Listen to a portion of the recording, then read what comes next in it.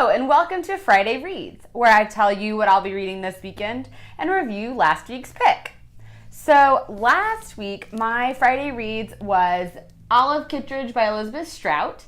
This won the Pulitzer Prize in 2009 and is the first book in Aaron and Kirsten's year of Pulitzers.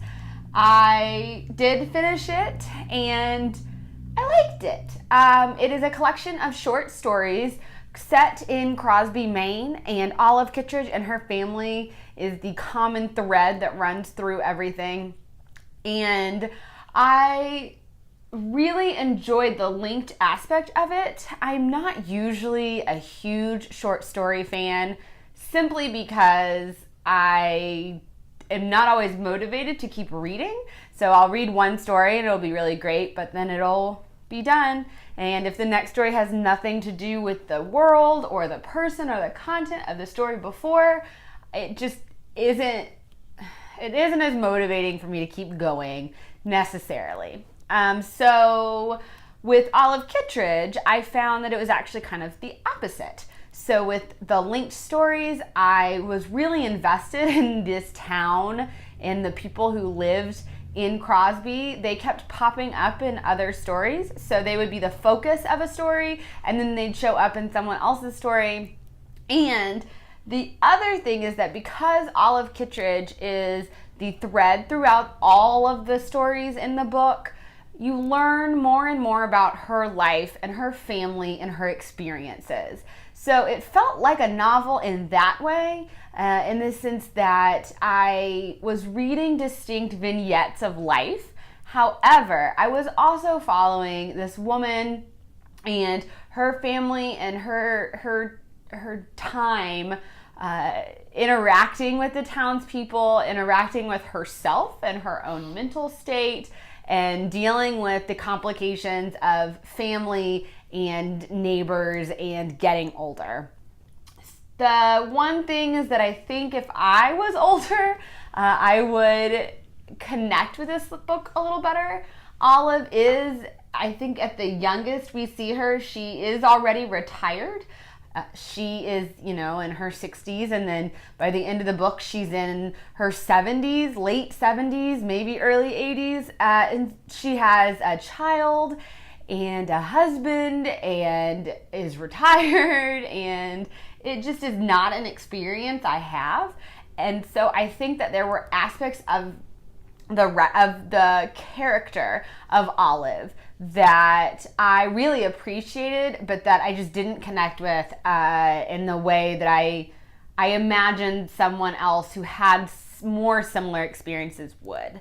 So I am really glad that I read this one. I am going to be talking about it with my mom, and I'm really looking forward to hearing her thoughts on it. And so overall, really good. So that's Olive Kitteridge by Elizabeth Strout. Now, on to my Friday reads. This is not totally different, but a little different because this weekend, Peter and I are doing the 24 and 48 readathon. We posted our 24 and 48 TBR video. That will be in the description. You can go check it out, where we talk about all the books we're hoping to read this Saturday and Sunday. So rather than share another one of those, I looked on my shelves for a book that I thought I would read in the time between Friday morning and Saturday morning when the readathon really starts. And I was looking at my shelves and I couldn't figure it out because I don't want it to be super long, but I want it to be interesting. And I spotted it, and that is The House on Mango Street by Sandra Cisneros.